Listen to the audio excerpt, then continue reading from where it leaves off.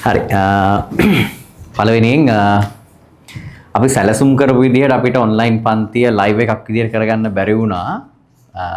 ඒ හින්දා අපේ පළවෙනි ඔන්ලයින් පේප් එක රෙකෝඩ් එකක් විදිහට ඔයාලට දෙන්න මම හිතුවා. ඔයාලට මං හිතන්නේ පේප් එක print එකක් විදිහට හම්බෙච්ච ළමයි ඉන්නවා ෆිසිකලි එන ළමයින්ට. අනිත් ළමයින්ට group වලට දාලා තියෙනවා Telegram channel එකට දාලා තියෙනවා PDF එක download කරගෙන රෙකෝඩින් එක බලන්න තමයි තියෙන්නේ. හරි. පළවෙනි පේපර් එක හදලා තියෙන්නේ 12 වසර පළවෙනි වාර විභාගයට අදාළව මේ වෙනකොට උගන්වලා තියෙන දේවල් වලින් විතරයි. අපි දිගටම මේ පේපර් සීරීස් එක යනවා. ඔයාලට ටර්ම් ටෙස්ට් මූලික කරගෙන තමයි මේ පේපර් සීරීස් එක මම කරන්න හිතුවේ. විභාගයට එන දේවල්, ඒ කියන්නේ පළවෙනි වාර විභාගේ 2 3 ඔය විදිහට දිගටම මේ වැඩේ කරගෙන යන්න. හරි. මේ වෙද්දි පේපර් එක ලියලා තියෙන ළමයි මේත් එක්කම ආන්සර්ස් ටික බලාගෙන යන්. අනිත් ළමයි පේපර් එක ලියලා ඊට පස්සේ රෙකෝඩින් එක බලලා තමන්ගේ උත්තර හරිද කියන එක බලන්න. හරි. පළවෙනි ප්‍රශ්නය භාණ්ඩයක් යනු. මේක ගැන කතා කරද්දී පළවෙනිම මේක තියරි පාර්ට් එකට චුට්ටක් අපි යන්. ඒ තමයි අපි භාණ්ඩ ගැන කතා කරේ පළවෙනි ටියුට් එකේ. ව්‍යාපාර පදනම හා පරිසරයේ ටියුට් එකේ නිෂ්පාදිත කියන කොටස ඇතුළේදී. ඒතකොට අපි පළවෙනිම බලන්න ඕන නිෂ්පාදිතයක් කියන්නේ මොකක්ද? නිර්වචනයේ තියෙනවා බලන්න. මිනිස් අවශ්‍යතා සහ උවමනා තෘප්තිමත් කරන වෙළඳපොළට ඉදිරිපත් කරන ඕනම දෙයක් නිෂ්පාදිතයකි. කෙටිම අදහස මිනිස්සුන්ගේ අවශ්‍යතා සහ උවමනා සපුරාලන්න වෙළඳපොළට ඉදිරිපත් කරන ඕනම දෙයකට අපි කියනවා නිෂ්පාදිතයක් කියලා. ප්‍රධාන වශයෙන් නිෂ්පාදිත කොටස් දෙකයි. නිෂ්පාදිත ආකාර දෙකක් තියෙනවා ප්‍රධාන වශයෙන්. ඒ තමයි එකක් භාණ්ඩ. අනිත් එක සේවා. ප්‍රධාන වශයෙන් කොටස් දෙකක් තිබ්බට අපි ඉගෙනගෙන තියෙනවා නිෂ්පාදිත පුළුල් වශයෙන් වර්ග කරන්න පුළුවන් විදියකුත් තියෙනවා. අදහස්, ඉසව්, පුද්ගලයන්, ක්‍රියාකාරකම්, තේපල, සම්පත්, තොරතුරු, දේපල, තොරතුරු මෙන්න මේ විදිහට මේ නිෂ්පාදිත වර්ග කරන්න පුළුවන් පුළුල් පදනම සහ පටු පදනම විදිහට කොටස් දෙකක් තියෙනවා. ප්‍රධාන වශයෙන් නිෂ්පාදිත කොටස් දෙකයි. එකක් තමයි භාණ්ඩ, අනිත් එක සේවා. එතකොට අපි පළවෙනියෙන් බලමු මොකද්ද මේ භාණ්ඩයක් කියන්නේ. සාමාන්‍යයෙන් අපි දන්නේ අපි ඉගෙනගෙන තියෙන්නේ භාණ්ඩයකට නිර්වචන ගොඩක් තියෙනවා. එකකින් අපි ඉගෙනගෙන තියෙනවා මිනිස්සුන්ගේ අවශ්‍යතා සහ උවමනා සපුරාලන්න භාවිත කරන භෞතික පැවැත්මක් තියෙන ස්පෘශ්‍ය දේවල්. භෞතික පැවැත්මක් තියෙන අල්ලන්න පුළුවන් ස්පෘශ්‍ය දේවල් වලට අපි කියනවා භාණ්ඩ. ඒතර මේකේ නිර්වචන දෙකක් විදිහට මම මේක දීලා තියෙනවා. මේක එකක් විදිහට ගන්නත් පුළුවන්. අවශ්‍යතා සහ උවමනා ඉටු කර ගැනීමට යොදා ගන්නු ලබන භෞතික පැවැත්මක් ඇති දෑ නිෂ්පාදිත වේ. එහෙම නැත්නම් මිනිසුන්ගේ අවශ්‍යතා සහ උවමනා ඉටු කරන සියලුම ස්පෘශ්‍ය නිෂ්පාදිත. හැබැයි මගේ අදහස මේ දෙකම එකතු කරලා ඔයාට කියන්න පුළුවන් මිනිසුන්ගේ අවශ්‍යතා සහ උවමනා සපුරාලන්න යොදා ගන්න භාවිත කරන භෞතික පැවැත්මක් තියෙන ස්පෘශ්‍ය දේවල් වලට අපිට කියන්න පුළුවන් භාණ්ඩ කියලා. එතකොට සේවාවක් කියන්නේ මොකක්ද? සේවාවකට දෙන්න පුළුවන් නිර්වචනය තමයි මේකෙම අනිත් පැත්ත කියන්නත් පුළුවන්. හැබැයි ඊට වඩා හොඳ නිර්වචනයක් අපි ගාව තියෙනවා. දැන් සාමාන්‍යයෙන් කෙනෙකුට සේවාවක් කියන එකට දෙන්න පුළුවන් අදහස තමයි නිර්වචනය තමයි මිනිසුන්ගේ අවශ්‍යතා සහ උවමනා සපුරාලීමට භාවිත කරන භෞතික පැවැත්මක් නැති අස්පෘශ්‍ය දෑ. වරදක් නැහැ. හැබැයි ඊට වඩා හොඳයි මෙන්න මේ නිර්වචනය. මෙන්න මෙහෙම මතක තියාගන්න. අපි තියරි පන්ති වල මේක මේ විදිහට කතා කරා. මෙහෙම හිතන්නකෝ. අපි මෙතනම ගමු. මිනිස්සු දෙන්නෙක් ඉන්නවා. හරි? දෙන්නෙක් ඉන්නවා. සාමාන්‍ය සේවාවක් කියන එක ලබා දෙන්නේ එක් පාර්ශවයක සිට අනිත් පාර්ශවයට. ඒක පාර්ශවයක් කියලා කියද්දී එක පාර්ශවයක සිට එක්කෙනෙක් වෙන්නත් පුළුවන්, කීප දෙනෙක් වෙන්නත් පුළුවන් මේකේ. දැන් හිතන්නකෝ ආගේ ටියුෂන් ක්ලාස් එක. ටියුෂන් ක්ලාස් එක කියන්නේ සේවාවක්. ඒක දෙන්නේ අධ්‍යාපන සේවාවනේ. ඒකෙදි දෙන්නේ සර්විසින් පාර්ශවයන් ගණනාවකට. දැන් වෛද්‍යවරයෙක් වාට මොන හරි සේවාවක් ලබා දුන්නොත් ඒක පාර්ශව දෙකක්. එක් පාර්ශවයක සිට තවත් පාර්ශවයකට. එන නිර්වචනය මෙන්න මෙහෙම දෙන්න පුළුවන්. සේවාවක් කියන්නේ එක් පාර්ශවයක සිට තවත් පාර්ශවයකට එහෙමත් නැත්නම් පාර්ශවයන් ගණනාවකට ලබා දෙන ක්‍රියාකාරකමක් හෝ ක්‍රියාවලියක්. බලන්න නිර්වචනය මෙතන තියෙනවා. අවශ්‍යතා සහ උවමනා සංතෘප්ත කිරීමට එක් පාර්ශවයක් තවත් පාර්ශවයක් වෙත සලසන ක්‍රියාකාරකමක්. එහෙමත් නැත්නම් ක්‍රියාවලියක්. මතක තියාගන්න එක් පාර්ශවයක් තවත් පාර්ශවයකට සලසන ක්‍රියාවක්. එහෙමත් නැත්නම් ක්‍රියාවලියකට අපි කියනවා සේවාවක්. දැන් ඔයා ડોක්ටර් කෙනෙක් ගාවට බෙහෙත් ගන්න ගියාම වෛද්‍යවරයා වගේ රෝග විනිශ්චය කරන විදිහක් තියෙනවානේ. එයා කරන්නේ ක්‍රියාවක් නෙවෙයි ක්‍රියාවලියක්. එයා එනවා හරි වාගේ රෝග නිරීක්ෂණය කරනවා හරි වාගේ හෘද ස්පන්දනය බලනවා ප්‍රෙෂර් බලනවා ක්‍රියාවලියක් ඒක. ඊට පස්සේ ඔයාට බෙහෙත් එක ලියලා දෙනවා. දැන් මම උගන්වන එකත් එහෙමනේ. එක් පාර්ශවයක සිට තවත් පාර්ශවයකට ක්‍රියාකාරකම් ගණනාවක් මෙතන සිද්ධ කරනවා. මම පැහැදිලි කරනවා ලියනවා ඔයාලා කියවනවා ක්‍රියාවලියක් මේක. මෙන්න මේකට තමයි සේවාවක් කියන්නේ. දැන් පළවෙනි ප්‍රශ්නේ තියෙන්නේ මේ හා සම්බන්ධව අපි යමු පළවෙනි ප්‍රශ්නෙට. පළවෙනි ප්‍රශ්නේ තමයි භාණ්ඩයක් යනු.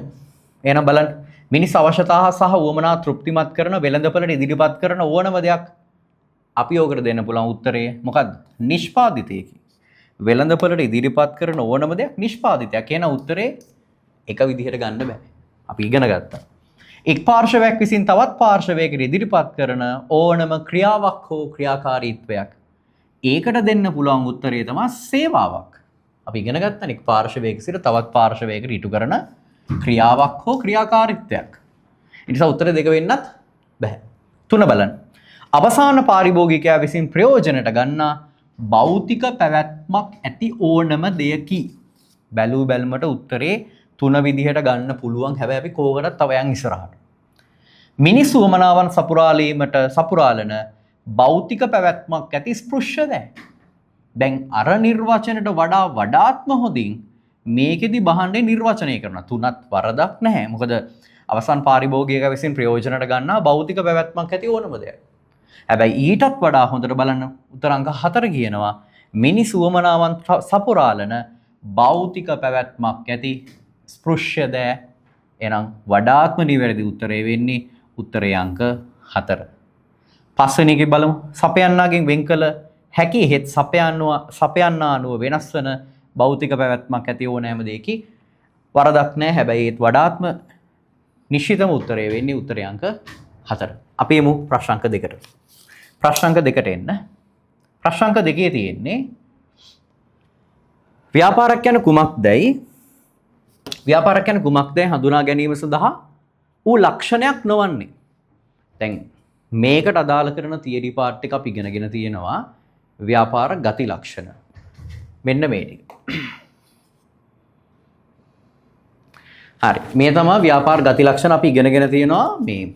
දැන් ඔයාට වුණත් මොනවා හරි දෙයක් ව්‍යාපාරයක්ද නැද්ද කියලා අඳුරගන්න නම් ව්‍යාපාර ගති ලක්ෂණ ටික දැනගෙන ඉන්න ඕනේ. දැන් මෙහෙම හිතන්න. ඔයාලා ගෙදර ඔයාලගේ පරිභෝජනයට ඔයාලා එළවලු වගා කරගන්න. ඔයාලගේ කෑමට. හැබැයි මේ පාර ටිකක් එළවලු අස්සන්න වැඩි වෙච්ච නිසා ඔයාලා ටිකක් විකුණනවා. හැබැයි ඒක ව්‍යාපාරයක් නෙවෙයි. ඔයා පාවිච්චි කරන ඔයාගේ ජංගම දුරකථන ඒවා වෙන කෙනෙකුට විකුණනවා. ඒකත් ව්‍යාපාරයක් නෙවෙයි. ඒකට හේතුව ඒ වගේ ව්‍යාපාරයක තිබිය යුතු ගති ලක්ෂණ ඔක්කොම ටික නැති නිසා.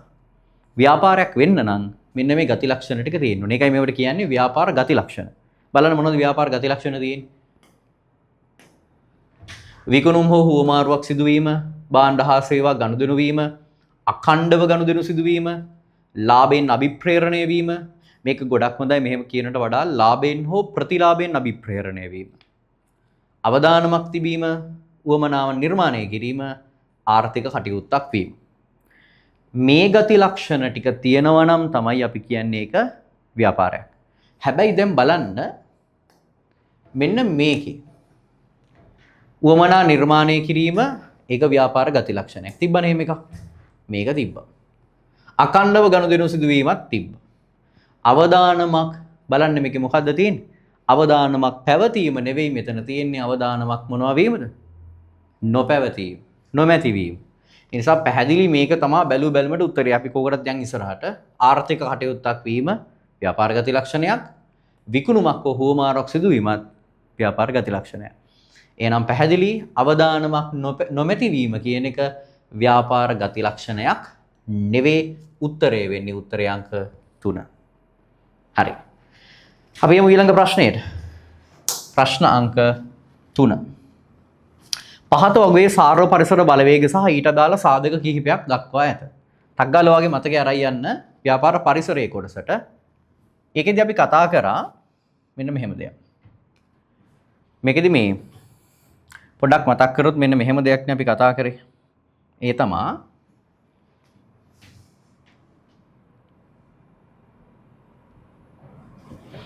හරි මෙන්න මෙහෙම දෙයක් අපි කතා කරා. ඒ තමා ව්‍යාපාර පරිසරය.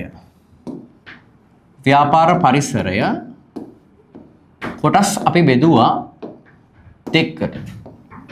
එකක් තමයි අභ්‍යන්තර පරිසරය. අභ්‍යන්තර පරිසරය. අනිත් එක බාහිර පරිසරය. බාහිර පරිසරය අපි නැවත කොටස් දෙකකට බෙදුවා. එකක් තමයි ආසන්න පරිසරය, අනිත් එක සාර්ව. එහෙමත් නැත්නම් අපි මේකට කිව්වා පොදු පරිසරය. මේකෙන් මෙන්න මේ අභ්‍යන්තර පරිසරය කියන එක ගැන අධ්‍යයනය කරාම අපිට දැනගන්න ලැබුණා එකක් ශක්තියින්. අනිත් එක තමයි දුර්වලතා. මෙන්න මේ බාහිර පරිසරය ගැන අධ්‍යයනය කරාම ඔයාලට දැනගන්න ලැබුණා එකක් තමයි අවස්ථා. අනිත් එක තමයි තර්ජන. ඒ කියන්නේ ආසන්න පරිසරයෙන් සාර්ව එහෙම නැත්නම් පොදු පරිසරයෙන් ඔයාට ව්‍යාපාරයක අවස්ථා සහ තර්ජන ගැන අඳුර ගන්න පුළුවන්. ඒකෙදිත් දැන් අපිට මේ ප්‍රශ්නේ අහලා තියෙන්නේ මෙන්න මෙයාගේ. සාර්ව එහෙම නැත්නම් පොදු පරිසරය. මේ පාඩම ඉගෙන ගද්දි මේ කොටසදී අපි කතා කරා මේ සාර්ව එහෙම නැත්නම් පොදු පරිසරය ඇතුලේ තියෙන පරිසර බලවේග. අපි දැන් උදාහරණයක් විදිහට ගමු.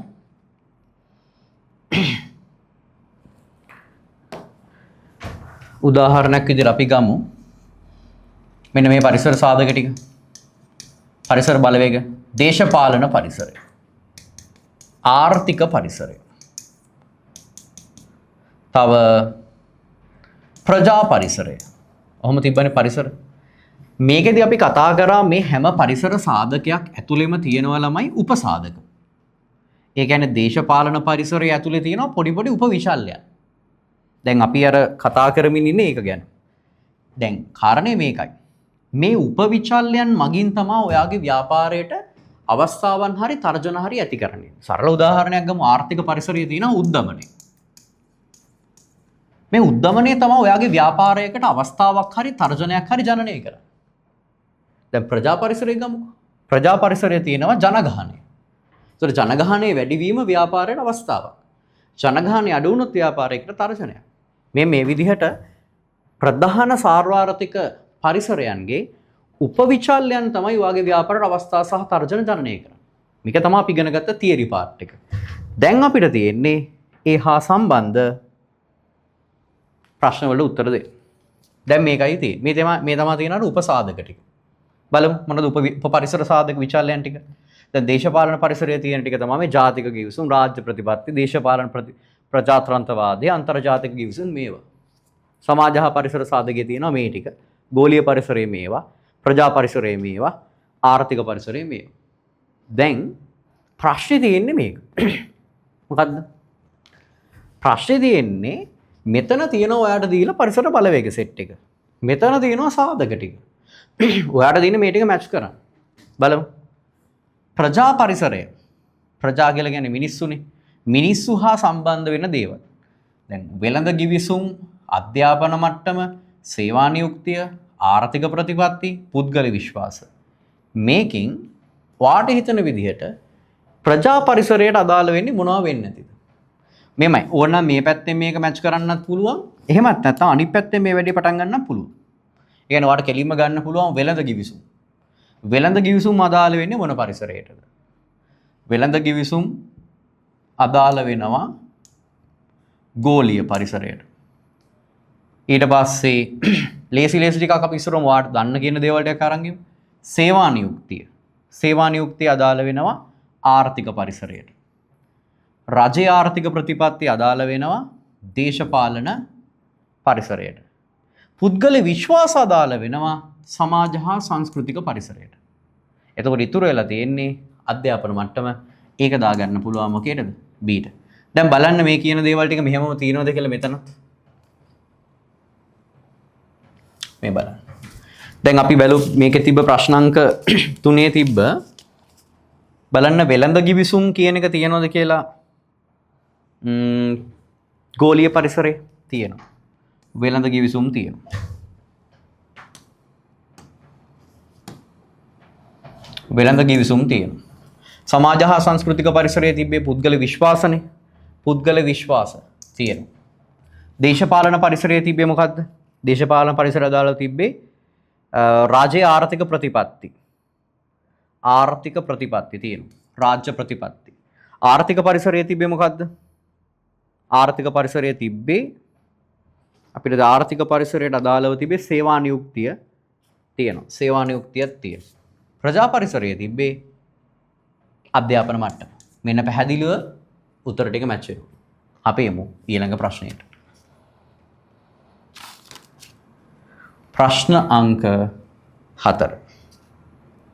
ව්‍යාපාරික හිඟ සම්පත් භාවිතයෙන් භාණ්ඩ හා සේවා නිෂ්පාදනය හා බෙදා හැරීමේ කටයුතු වල නිරත වන නිසා ව්‍යාපාර අත්‍යවශ්‍යයෙන්ම මේක ගැලපෙන්නේ ළමයි මෙන්න මේකත් එක්ක. මොකද දන්න? ව්‍යාපාර ගති ලක්ෂණ. මෙන්න මේ ව්‍යාපාර ගති ලක්ෂණ වල තියෙන මෙන්න මේ ආර්ථික පරිසරය කියලා එකක් තිබ්බේ. ආර්ථික කටයුත්තක් වීම කියලා. මෙන්න මේ ආර්ථික කටයුත්තක් වීම කියන එකේ තේරුම තමයි හිඟ සම්පත් භාවිත කරලා අපි යම්කිසි කටයුත්තක ලියන නිෂ්පාදනයක් හරි බෙදා හැරීමක් හරි අලවියක් හරි මොන හරි කටයුත්තක නිරත වෙනවා නම් ඒක ව්‍යාපාර කියලා තමයි අපි ඉගෙන ගත්තේ. එතකොට මේ අහලා තියෙන ප්‍රශ්නේ අහලා තියෙන්නේ බලන්න. ව්‍යාපාර හිඟ සම්පත් භාවිතේ භාණ්ඩ හා සේවා නිෂ්පාදනය බෙදා හැරීමේ කටයුතු වල නිරත වන නිසා ව්‍යාපාර අත්‍යවශ්‍යයෙන්ම පැහැදිලි උත්තරය මොකද්ද? ආර්ථික කටයුත්තක් වේ. බලන්න උත්තරයක් තියෙනවද කියලා? තියෙනවා. බලන්න. ආර්ථික කටයුත්තක් වේ. උත්තරේ වෙන්නේ පැහැදිලි උත්තරාංක 3. ආර්ථික කටයුත්තක් වේ. හරි. අපි යමු ඊළඟ ප්‍රශ්නයට. ප්‍රශ්නාංක 5. ප්‍රශ්නාංක 5 තියෙන්නේ ශ්‍රී ලංකාව මුහුණ දෙන විදුලි අර්බුදයේ හේතුවෙන් පසුගිය කාලේ විදුලි කප්පාදු කිරීම. විදුලි කප්පාදු කිරීම සිදුවිය. එවැනි දෛනික විදුලි කප්පාදුවකට අනුමැතිය ලබා ගත යුත්තේ. මේකේ වෙන්නේ මෙහෙම දෙයක්. දැන් විදුලි කප්පාදු කරනවද නැද්ද කියන එක තීරණය කරන්නේ විදුලි බල මණ්ඩලය. හැබැයි විදුලි බල මණ්ඩලයේ විදුලි කප්පාදුවක් ගැන තීන්දුව తీරන ගන්න කලින් පළවෙනියෙන්ම මෙහෙමයි අපිට මෙහෙම ප්‍රශ්නයක් තියෙනවා. මෙන්න මේ වගේ අපි හිතමුකෝ නියගයක් කියලා. නියගයක් තියෙන නිසා අපිට විදුලිය අර පිරිමැස්මින් පාවිච්චි කරන්න වෙනවා. ඒ නිසා අපිට විදුලි කප්පාදුවකට යන්න වෙනවා. එහෙමයි කියලා විදුලි බල මණ්ඩලයට විදුලිය කපන්න බෑ. පළවෙනියෙන් මේක දාන්න ඕනේ මහජන උපයෝගිතා කොමිෂන් සභාවට. දාලා එයාලගේ අනුමැතිය ලැබුණට පස්සේ තමයි විදුලි බල මණ්ඩලයට විදුලිය කප්පාදු කරන්න පුළුවන්. ඒ හින්දා ප්‍රශ්නේ විදිහට තියෙන්නේ විදුලි බල කප්පාදුවක් කරනවා නම් ශ්‍රී ලංකාව මුහුණ දෙන විදුලි අර්බුදයේ හේතුවෙන් පසුගිය කාලයේ විදුලි කප්පාදු කිරීම සිදුවිය. එවැනි දෛනික විදුලි කප්පාදුවකට අනුමැතිය ලබා ගත යුත්තේ මහජන උපයෝගිතා කොමිෂන් සභාව. උත්තරේ වෙන්නේ උත්තරේ අංක 2. උත්තරේ අංක 2 මහජන උපයෝගිතා කොමිෂන් සභාව. ප්‍රශ්න අංක 6. එන්න ප්‍රශ්න අංක 6ට. යම් තැනැත්තෙකු ගෙවතු වගාව තුළින් තමන්ට අවශ්‍ය ආහාර සපයා ගැනීම අයත් වන්නේ. මෙන්න මෙහෙම එකක්. ව්‍යාපාර විකාශනය සහ ප්‍රවණතා පාඩම මතකනේ. ව්‍යාපාර විකාශනය සහ ප්‍රවණතා කියන්නේ අපි තියරි පන්ති අපි කතා කරපු ටියුට් නම්බර් 2. මේකේ මුලදීම කතා කරා මේ අතීතයේ හිටපු මිනිස්සු තමන්ට ඕන කරන දේවල් තමා විසින්ම නිෂ්පාදනය කරගත්තා. ඒකට අපි කිව්වා මේ රටක් විදිහට රටට ඕන දේවල් ඒ රට තුල ඇතුළම නිෂ්පාදනය කරගත්ත. ඒකට අපි කිව්වා ස්වයංපෝෂිත අර්ථක්‍රමය කියලා. ඒතකොට මේ ස්වයංපෝෂිත අර්ථක්‍රමයේ ප්‍රධාන ලක්ෂණ දෙකක් තිබ්බා. එකක් තමයි ඍජු නිෂ්පාදනය, අනිත් එක තමයි පුද්ගල විශේෂීකරණය. ඕකෙන් ඍජු නිෂ්පාදනය කියලා කිව්වේ තමන්ට ඕන දේවල් තමාම නිෂ්පාදනය කරගන්න. ඒ කියන්නේ ඔයාට අවශ්‍ය නම් එළවලු ඔයාම වවාගෙන ඔයාම පරිභෝජනයට ගන්න. ඔයාට මාළු අවශ්‍ය නම් ඔයාම මාළු අල්ලගෙන මාළු පරිභෝජනය කරනවා. මෙන්න මේකට අපි කිව්ව මොනවා කියලාද? ඍජු නිෂ්පාදනය කියලා කිව්වා. එතකොට පැහැදිලි යම් තැනැත්තෙකු ගෙවතු වගාව තුළින් තමන්ට අවශ්‍ය ආහාර සපයා ගැනීම අයත් වන්නේ ඍජු නිෂ්පාදනය උත්තරේ වෙන්නේ උත්තරේ අංක 5. ඊළඟ එක. ප්‍රශ්න අංක 7. පාරිභෝගික අයිතිවාසිකමක් නොවන්නේ. මේ ළඟදී අපි කතා කරපු කොටස් මේවා. පාරිභෝගික අයිතිවාසිකම්. ඒ තමා අපි කතා කරා පාරිභෝගික අයිතිවාසිකම් ගැන පාරිභෝගික ආරක්ෂණය කියන තියරි පාඩමේදී. මෙතනදී අපි කතා කරා ලෝකේ පාරිභෝගිකයන්ට ප්‍රධාන අයිතිවාසිකම් දීලා තියෙනවා කියලා 8ක්. මේ අයිතිවාසිකම් 8න් 4ක් ජෝන් F කෙනඩි මහත්මයා ඉදිරිපත් කරපු අයිතිවාසිකම් 4. ඉතුරු 4 පාරිභෝගික ජාත්‍යන්තර ඉදිරිපත් කරපු අයිතිවාසිකම් 4. මතක ඇති කියලා මං හිතනවා. මේ 4 ජෝන් F කෙනඩි, මේ 4 පාරිභෝගික ජාත්‍යන්තරය. දැන් ප්‍රශ්නේ විදියට අපෙන් අහන්නේ පාරිභෝගික අයිතිවාසිකමක් නොවන්නේ. බලමු මේකේ සක්‍රීය සහභාගීත්වය. එහෙම එකක් මෙතන නැහැ. ඔයාට මතක ඇති මම මෙන්න මෙහෙම දෙයක්ත් කිව්වා. මේ අයිතිවාසිකම් ගැන කතා කරනකොටම අනිවාර්යෙන්ම කතා කරන්න ඕන දෙයක් තමයි පාරිභෝගික වගකීම්. මතක ඇති වචනේ. අයිතිවාසිකම් ගාවම අනිවාර්යෙන්ම කතා කරන්න ඕන වචනේ වගකීම්. පාරිභෝගික වගකීමක් කියලා කිව්වේ අපිට ලැබිලා තියෙන අයිතිවාසිකම් ටික ආරක්ෂා කරගන්න අපි කටයුතු කරන එක තමයි. ඒකට තියෙන බැඳියාවට කිව්වා අපි පාරිභෝගික වගකීම කියලා. මෙන්න මෙතන මේ තියෙන සක්‍රීය සහභාගීත්වය කියන එක අදාළ වෙන්නේ පාරිභෝගික අයිතිවාසිකමක් නෙවෙයි. ඒක පාරිභෝගික වගකීම. අපි බලමු ඉතුරු ඒවා. සවන් යොමු කිරීම අයිතිවාසිකම ජෝන් F කෙනඩි මහත්මයා ඉදිරිපත් කරපු එකක්. ඊට පස්සේ තෝරා ගැනීම පාරිභෝගික අයිතිවාසිකමක්. තොරතුරු දැන ගැනීමට තියෙන අයිතිය අයිතිවාසිකමක්. ආරක්ෂාව සලසා ගැනීමට ඇති අයිතිය අයිතිවාසිකමක්. මේ දීලා තින්නේ ඇමරිකාවේ හිටපු ජනාධිපතිවරයෙක් වෙන ජෝන් F කෙනඩි විසින් ඉදිරිපත් කරපු අයිතිවාසිකම් 4. එහෙනම් මේකට අදාළ වෙන්නේ නැත්තේ පැහැදිලි උත්තරේ වෙන්නේ උත්තරේ අංක කීයද? 1. ප්‍රශ්න අංක 7ට උත්තරය අංක 1. 1. හරි. අපි එනවා ප්‍රශ්න අංක 8. පහත දැක්වෙන්නේ තිරසර පහත දැක්වෙන්නේ තිරසර සංවර්ධනය තහවුරු කිරීම සඳහා කටයුතු කිරීමේදී ව්‍යාපාර විසින් සිදු කළ යුතු ක්‍රියාකාරකම්. මතක ඇති. හරි අපි කතා කරා ඒ තමා තිරසර සංවර්ධනයේ ප්‍රධාන පැති 3යි. එකක් තමයි පොඩක් අපි මතක් කළේ මේකත්. තිරසර සංවර්ධනය ගත්තොත් එහෙම සස්ටේනබල් ඩිවෙලොප්මන්ට් නැත්නම් තිරසර සංවර්ධනය. මේ තිරසාර සංවර්ධනය කියන එකේ පැති 3ක් තිබ්බා. එකක් තමයි ආර්ථික තිරසර සංවර්ධනය. පාරිසරික තිරසර ආරක්ෂණය. ඊළඟ එක තමයි සමාජ හා සංස්කෘතික තිරසර සංවර්ධනය. වැදගත්ම දේ මේ හැම තැනකදීම තිබ්බ මෙන්න මෙහෙම කතාවක්. ඒ තමයි මේ ආර්ථික තිරසර සංවර්ධනය සඳහා මේ අවධානය යොමු කළ යුතු කරුණු සහ ගත යුතු ක්‍රියාමාර්ග කියලා වෙනම සෙට් දෙකක් තිබ්බා. පාරිසරික තිරසර ආරක්ෂණයටත් අවධානය යොමු කළ යුතු කරුණු කියලා වෙනම ටිකකුත් ගත යුතු ක්‍රියාමාර්ග කියලා වෙනම ටිකකුත් තිබ්බා. මම කිව්වා මේක උගන්වන වෙලාවේ මේවා පැටලෙයි කියලා. මේවා වෙන වෙනම මතක තියාගන්න කියලාත් කිව්වා. සමාජ හා සංස්කෘතික තිරසර සංවර්ධනයේත් ඔය වගේම අවධානය යොමු කළ යුතු කරුණු වෙනමත් ගත යුතු ක්‍රියාමාර්ග වෙනමත් තිබ්බා. දැන් හැබැයි අපෙන් ප්‍රශ්නේ අහන්නේ මෙන්න මෙයාට අදාළ. බලමු මොකද්ද මේ ප්‍රශ්නේ කියන එක. මේක අහන්නේ පාරිසරික තිරසර සංවර්ධනය නැත්නම් පාරිසරික තිරසර ආරක්ෂණය හා සම්බන්ධව තමයි ප්‍රශ්නේ තියෙන්නේ. ප්‍රශ්නේ තියෙන ඉහත දෑ අතුරෙන් නෑ මේක තියෙන්නේ ආර්ථික තිරසර සංවර්ධනය සම්බන්ධව.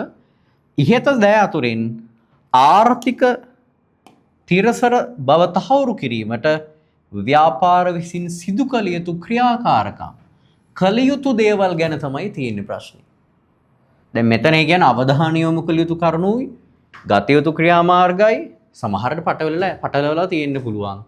එහෙමත් නැත්නම් ආර්ථික පාරිසරික සමාජ කියන ඒවා සෙට් එක මේකේ මික්ස් කරලා තියෙන්නත් පුළුවන්. හරි? මම ඒ හින්දාම තමයි ඔයාලට තියරි උගන්වන්නත් කිව්වේ මේක ටිකක් වැඩිපුර බලන්න ඕන කෑල්ලක් කියලා.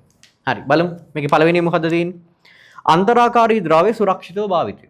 මේක තිබ්බේ පරිසර තිරසර ආරක්ෂණයේදී. පරිසර. ඒ නිසා මේක උත්තරේ වෙන්න බෑ. ඒ ගන්න බෑ. ඊට පස්සේ තියෙන්නේ නවෝත්පාදන හඳුන්වා දීම මේක ආර්ථික.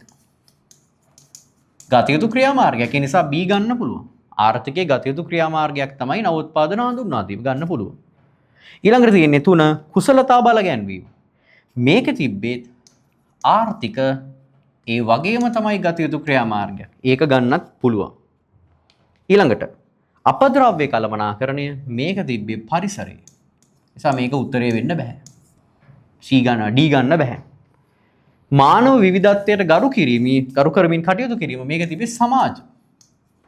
සමාජ හා සංස්කෘතික තිබ්බේ. ඒ නිසා පැහැදිලි E ගන්නත් බෑ. අවදානම් කළමනාකරණය කියන එක තිබ්බේ ආර්ථික ඒ වගේම තමයි ගතියුතු ක්‍රියාමාර්ගය. ඒ නිසා පැහැදිලි උත්තරය B C සහ F උත්තරේ වෙන්නේ උත්තරේ අංක 1. ඊළඟ එක අපේ යමු ප්‍රශ්න අංක 9.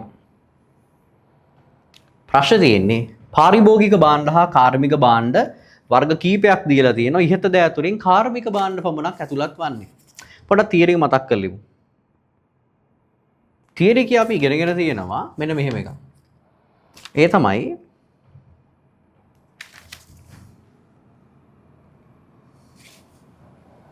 ඔයාලට මතක ඇති අපි නිෂ්පාදිත වර්ග කරද්දී ප්‍රධාන වශයෙන් අපි වර්ග කරා නිෂ්පාදිත ප්‍රධාන වශයෙන් ගොඩවල් දෙකකට. ඒ තමයි එකක් භාණ්ඩ අනිත් එක තමයි සේවා.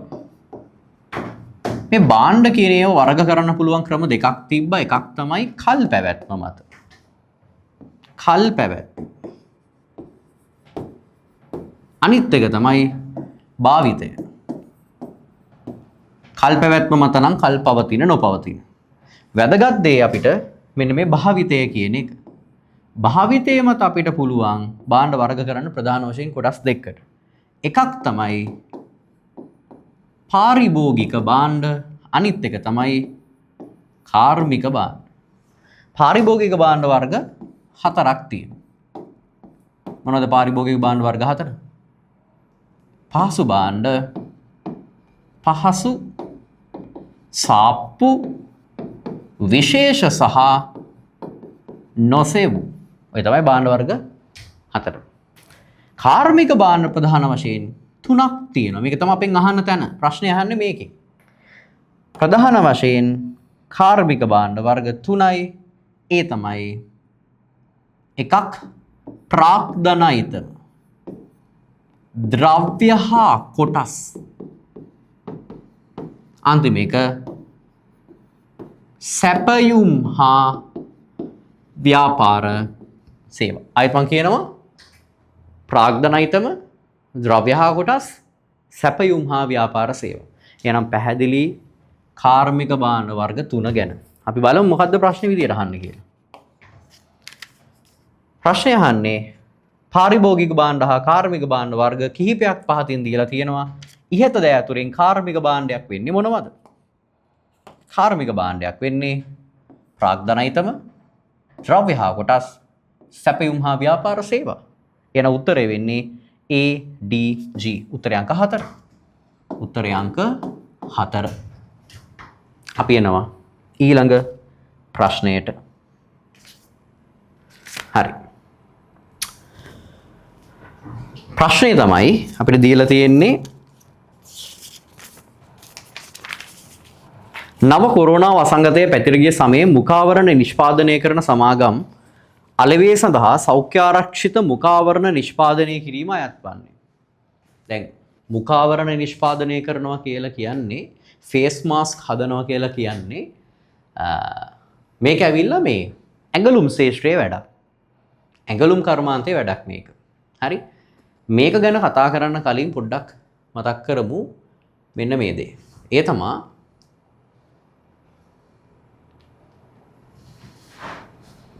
මෙන්න මේ තියරි පාර්ට් එක. දැන් ව්‍යාපාර වර්ගීකරණය කළ හැකි පදනම් ටික මතකයිනේ. ඔය ව්‍යාපාර වර්ගීකරණය කළ හැකි පදනම් වල වාට මතක ඇති අපි කතා කරා මේ ස්වභාවය මත ව්‍යාපාර වර්ගීකරණය. ප්‍රධාන වශයෙන් කොටස් 3යි. ඒ තමයි ප්‍රාථමික, ද්විතීක සහ තෘතීක. ප්‍රාථමික කිව්වේ මොකද්ද? ස්වභාව ධර්මයේ තියෙන දේවල් ඒ විදිහටම අරගෙන අලෙවි කටයුතු කරනවා නම්, ව්‍යාපාර කටයුතු කරනවා නම් ප්‍රාථමිකයි. ඒ ප්‍රාථමිකයේ වගේ ගත් ඒවා වෙනස් කිරීමකට ලක් කරලා නම් අපි ඒවට කිව්වා ද්විතීකයි. සේවා සැපීම සහ සම්බන්ධ කටයුතු නම් තෘතීකයි. ඒ වගේම ගොඩක් අය ඔයාලා පටල ගන්න ඊළඟ එක තමයි අංශය මත. අංශය මත ප්‍රධාන වශයෙන් කොටස් 3යි. එකක් තමයි කෘෂි.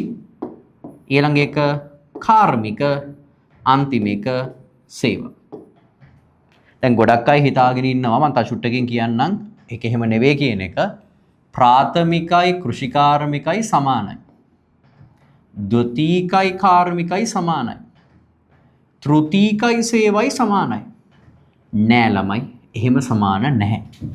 බැලු බැලමට මේවා එක වගේ පෙනුනට මේ වගේ පොඩි වෙනස්කමක් තියෙනවා. අපි බලමු මොකක්ද මේ වෙනස්කම කියලා.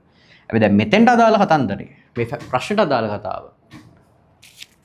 එක්කෝ ඇඟලුම් කියන්නේ ස්වභාව ධර්මයේ තියෙන ඒවා අරගෙන වෙනස් කරන එකක්. ඒ කියන්නේ ද්විතීකයි.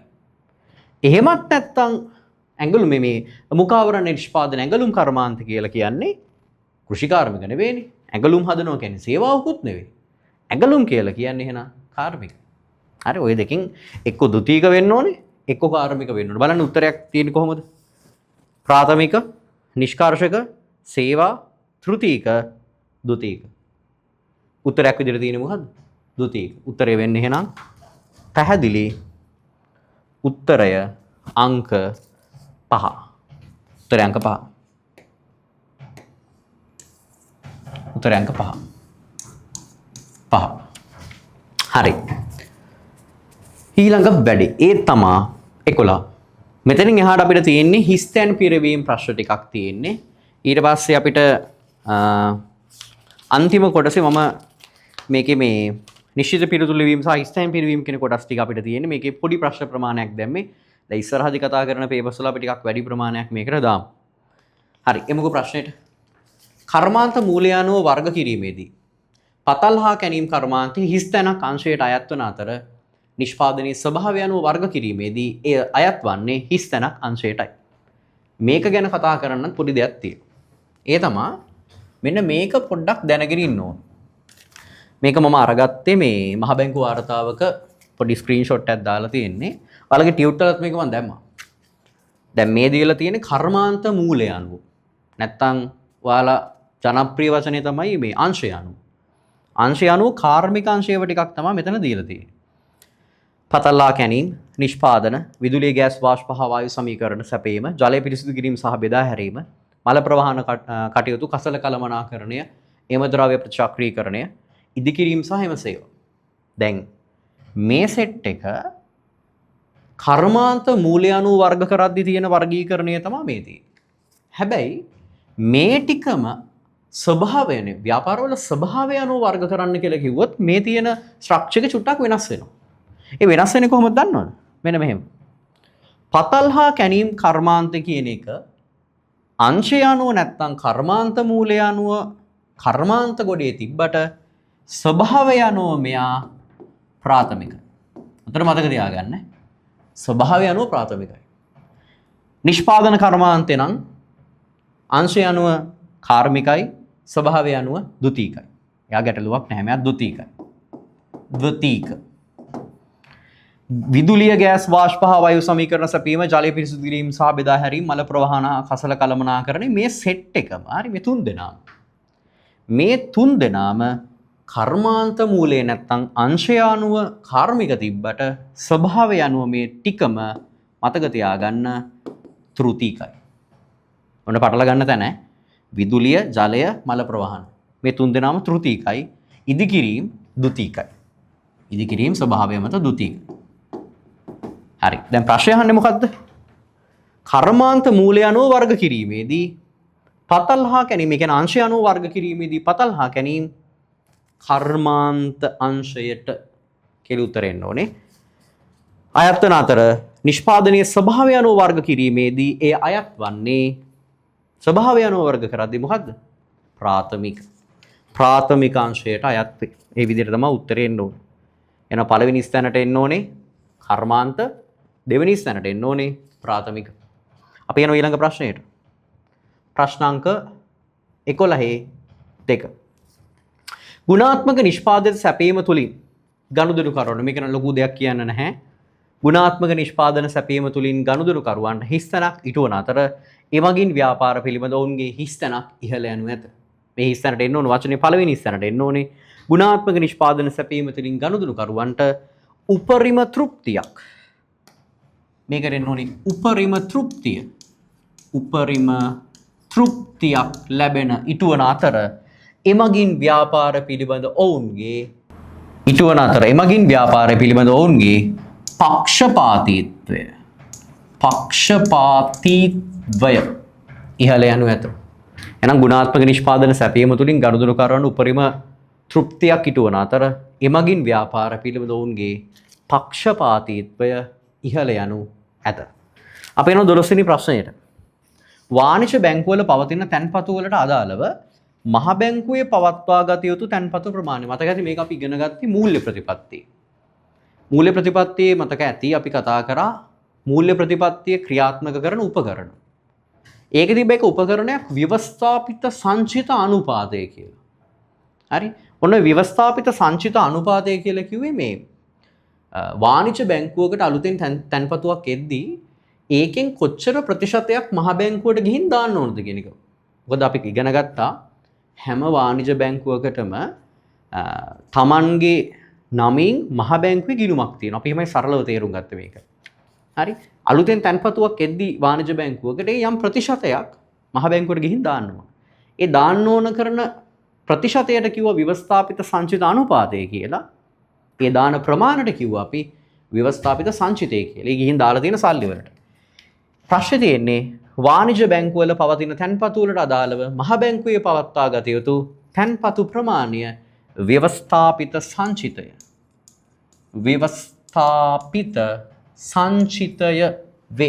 ව්‍යවස්ථාපිත සංචිතය වේ. එය වෙනස් කිරීම තුලින් මතකද අපි කතා කරා රටේ මොනවද වෙනස් වෙන්නේ? මුදල් සැපයුම. මුදල් සැපයුම අඩු වැඩි වනු ඇත. ව්‍යවස්ථාපිත සංචිතය වැඩි වුණොත් මුදල් සැපයුම අඩු වෙනවා. ව්‍යවස්ථාපිත සංචිතය අඩු වුණොත් මුදල් සැපයුම වැඩි වෙනවා. හරි. අපි ඉගෙන ගත්තා.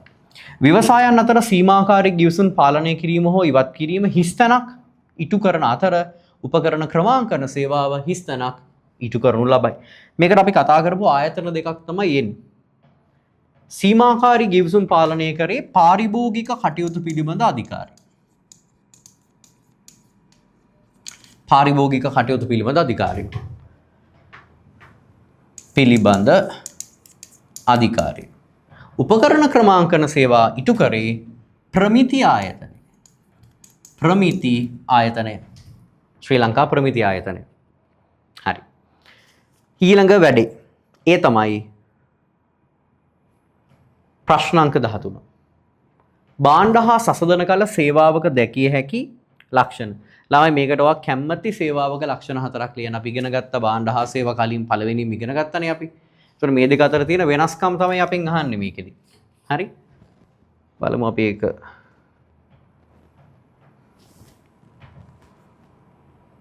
නෑ මම ඒක දාලා නැහැ. හරි. ලක්ෂණ ටිකනේ මොනවද මට කියන්නේ? සේවාවක ලක්ෂණ මොනවද? ගබඩා කරන්න බෑ. අස්පෘශ්‍යයි. සපයන්නාගෙන් වෙන් කරන්න බෑ. සපයන්නා නොව විවිධ වේ. ඔයා කැමති ලක්ෂණ 4ක් ලියන්න. මම ආයෙත් කියනවා. සේවා ගබඩා කළ නොහැක. අස්පෘශ්‍යයි. සපයන්නාගෙන් වෙන් කළ නොහැක. සපයන්නා නොව විවිධ වේ. වෙනස් වේ. ඒ වගේ ඔයා කැමති සේවාවක ලක්ෂණ 4ක් ලියන්න. අපි යනවා ප්‍රශ්නක 14. පාරිසරික තිරසර බව සාක්ෂාත් කර ගැනීම සඳහා ව්‍යාපාර කටයුතු කරන විට විශේෂ අවධානය යොමු කළ යුතු කරුණු 4ක් සඳහන් කරන්න. මේක මම ටික්කර කලින් පැහැදිලි කරා. තිරසර සංවර්ධනයේ පැති 3යිනේ. මේ හැම එකකදීම අවධානය යොමු කළ යුතු කරුණු කියලා වෙනම ටිකකුත් ගත යුතු ක්‍රියාමාර්ග කියලා වෙනම ටිකකුත් තිබ්බා. ඒකෙන් අපෙන් මේ ප්‍රශ්නේ මෙතනදී අහන්නේ මොනවා ගැනද? අවධානය යොමු කළ යුතු කරුණු 4. ලියමු කරුණු 4. බලන්න මේ උත්තර වල තියෙනවද කියලා ලියලා. සම්පත් පරිභෝජනය. බලන්න තියෙනවද කියලා. සම්පත් පරිභෝජනය. මම කියන්නම් සම්පත් පරිභෝජනය. සම්පත් පරිභෝජනය අමුද්‍රව්‍ය සහ අපද්‍රව්‍ය. බලන්න උත්තර තියෙනවද කියලා. සම්පත් පරිභෝජනය අමුද්‍රව්‍ය සහ අපද්‍රව්‍ය. ඊළඟට අවදානම් කළමනාකරණය. අවදානම් කළමනාකරණය 4 ස්වභාවික හා සංස්කෘතික උරුමයන් සුරකීම. ස්වභාවික හා සංස්කෘතික උරුමයන් සුරකීම. බලන්න ආයත් කියනවා. සම්පත් පරිභෝජනය අමුද්‍රව්‍ය සහ අපද්‍රව්‍ය කළමනාකරණය අවදානම් කළමනාකරණය සහ අවසාන වශයෙන් ස්වභාවික හා සංස්කෘතික උරුමයන් සුරකීම. ඔය තමයි අවධානය යොමු කළ යුතු කරුණු 4. ඔය 4 විතරයි තිබ්බේ. හරි අපි යමු ඊළඟ ප්‍රශ්නයට. ඒ තමයි 15 වෙනි ප්‍රශ්නේ. මේක අදාළ වෙන්නේ මෙන්න මේකත් එක්ක ව්‍යාපාර කටයුතු. ව්‍යාපාර කටයුතු වල දැන් මේක නම් මම ගත්තේ මේ ටීචර්ස් ගයිඩ් එකේ තියෙන ටික මම එහෙමම ගත්තේ පොඩක් මතක් කරගන්නත් එක්ක ඔයාලට. ව්‍යාපාරික ප්‍රධාන කටයුතු කීපයක් තිබ්බා. පරිපාලන, අලෙවි, නිෂ්පාදන, මෙහෙයුම් නැත්නම් මෙහෙයුම් නිෂ්පාදන දෙකම එකයි. පරිපාලන, නිෂ්පාදන, අලෙවි, මූල්‍ය, මානව සම්පත්, තොරතුරු කළමනාකරණය ඔය වගේ ගණනාවක් තිබ්බා. මේ හා සම්බන්ධව තමයි මේ ප්‍රශ්නේ අහලා තියෙන්නේ. හරි බලමු ප්‍රශ්නේ මොකක්ද කියලා. අපෙන් අහන්නේ ක්‍රියාකාරකම දීලා තියෙනවා. අදාළ ව්‍යාපාර කාර්යය මොකක්ද කියලා තමයි අහන්නේ. හරි මේක එක කියනවා අවශ්‍ය අරමුදල සපයා ගැනීම. අරමුදල සපයා ගැනීමත් ඒ හොයාගත්ත අරමුදල් ටික නිසියාකාරව ආයෝජනය කිරීමත් අදාළ වුණේ කෙටියෙන් මම ඔයාලට කිව්වේ FM කියලා මේකට. හරි අපි කිව්වා මේකට FM. එහෙමත් නැත්නම් අපි කියනවා ෆයිනෑන්ෂියල් මැනේජ්මන්ට් මූල්‍ය කටයුතු. FM කියලා ලියන්න එපා. මූල්‍ය කටයුතු. මම මතක තියාගන්න කිව්වේ එහෙම. කාර්යාල ලිපි සැකසීම ඇඩ්මිනිස්ට්‍රේෂන් පරිපාලන කටයුතු. පරිපාලන කටයුතු. පොත් බෙදා හැරීම. දැන් මේක ඇවිල්ලා මේ මුද්‍රණ සහ ප්‍රකාශන ආයතනයක්නේ. පොත් ටික බෙදා හරින්නේ මාකටිං. මාකටිං කිව්වේ මොකද්ද? අලෙවි කටයුතු. අලෙවිකරණය කිව්වනම් ඒත් හරියි. කඩදාසි සපයා ගැනීම. කියන්නේ මේ කතා කරන්නේ අමුද්‍රව්‍ය ගේන එකක් ගැන. අපි කතා කරා අමුද්‍රව්‍ය ගේන එක, ගබඩා කරන එක, හදන එක. මේ ඔක්කොම අදාළ වුණේ මොකේද? Operational management. අපි කිව්වා ඒකට OM කියලා. මෙතෙන් එන්න ඕනේ වචනේ නිෂ්පාදන කිව්වත් කමක් නැහැ. නැත්තම් කියන්න පුළුවන් මෙහෙයුම් කටයුතු. ඔතනින් අපි පළවෙනි ප්‍රශ්න 15 අවසන් කරමු. හරි අපි යමු රචනා ප්‍රශ්නවලට. දැන් මේ ප්‍රශ්නේ දෙන්න උත්තර ටික කතා කරන්න කලින් පළවෙනි ළමයි මේක ඇවිල්ලා පරණ කේස් එකක්. කේස් එකක් කියලා කියන්නේ සිද්ධියක්. මොකද ඔයාට ගොඩක් වෙලාවට බිස්නස් ස්ටඩීස් වල ප්‍රශ්න අහන්නේ මුල් ප්‍රශ්න ටික අහන්නේ ගොඩක් වෙලා මුල් කියලාත් නැහැ ඔක්කොම අහන්නත් බැරි නැහැ. කේස් වලින් අහන්නේ. සිද්ධියක් දීලා ඒ සිද්ධිය ආශ්‍රිතව තමයි ප්‍රශ්න වලට පිළිතුරු වගේ අහන්නේ. එතකොට ඒ නිසා මතක තියාගන්න කේස් එකක් දීලා සිද්ධියක් දීලා ප්‍රශ්න ඇහුවොත් ඔයා උත්තර ලියන්නත් ඕනේ සිද්ධියට අදාළවමයි. දැන් මේකත් ඇවිල්ලා මේ සිද්ධියක් සම්බන්ධව පරණ වෙච්ච සිද්ධියක් සම්බන්ධව තමයි මේ ප්‍රශ්න ටික අහන්නේ. හරි? අපි බලමු. වසංගත තත්ත්වයේ ලෝපුරා ජනතාවගේ ජීවන තත්ත්වයේ පෙර නොවූ වෙනසක් ඇති කිරීමට සමත් වී ඇත.